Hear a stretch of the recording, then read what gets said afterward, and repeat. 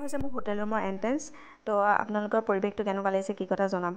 তো hi hello' নমস্কাৰ, মই মৰমৰ অসমবাসী ৰাইজ। কি খবৰ সকলোৱে ভালনে বাৰু? আশা কৰিছোঁ সকলো কুশলে মংগলে আছে আৰু আপোনালোকৰ মৰম আশীৰ্বাদত আমিও সুস্থ সবল হৈ আছোঁ।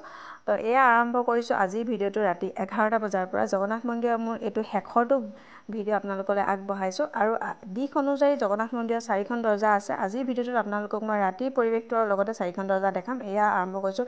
এইখন হৈছে উত্তৰমুখী দৰ্জা আৰু এয়া হৈছে পূবমুখী দৰ্জা। এতিয়া ঘূৰি যাম মই দক্ষিণমুখৰ দৰ্জাখনলৈ আৰু দেখিছেনে ৰাতি 11:30 বজাত মানুহৰ ভিৰ কেনেকুৱা হৈছে। দিনততো ইয়াতকৈ যথেষ্ট সংখ্যক ভিৰ থাকে, কিন্তু ৰাতিও অকণমানো কম নহয়, মানে অনুভৱেই কৰিব পৰা নাযায় যে ৰাতি মাজ লাগিছে। তো এয়া খোজকাঢ়ি গৈ আছোঁ, এয়া দক্ষিণমুখী দৰ্জা পালোহি।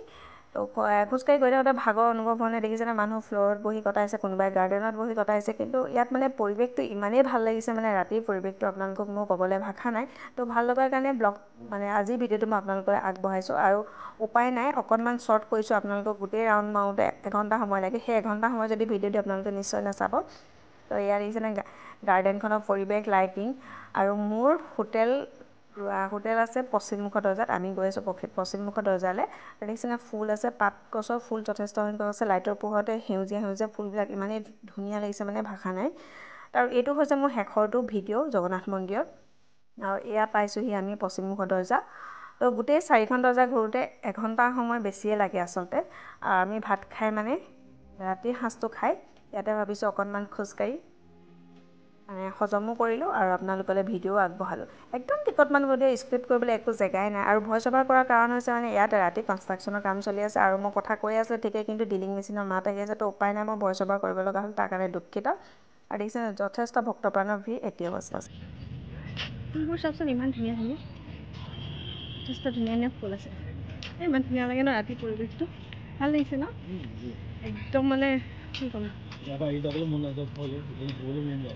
কালি আচলতে আমি ইয়াৰ পৰা পুৰীৰ পৰা যাম ভুৱনেশ্বৰ। চ' ৰাতি একপাক আমি ঘূৰি লৈছোঁ মন্দিৰত ধুনীয়াকৈ আৰু আহি গৈছোঁ পশ্চিম ফালৰ গেট পাই গৈছোঁ আমি আহি। এতিয়া সময় হৈছে ৰাতি 12টা বাজিবলৈ 15 মিনিট আছে আৰু আমি জগন্নাথ মন্দিৰত কিনাৰে কিনাৰে ঘূৰি আছোঁ। তো মিষ্টাৰে মই মানে খানাটো খাই আহি ধুনীয়াকৈ 11টা কিমানত লাগিছোঁ আমি, 11:10-15 মানত আহিছোঁ নেকি।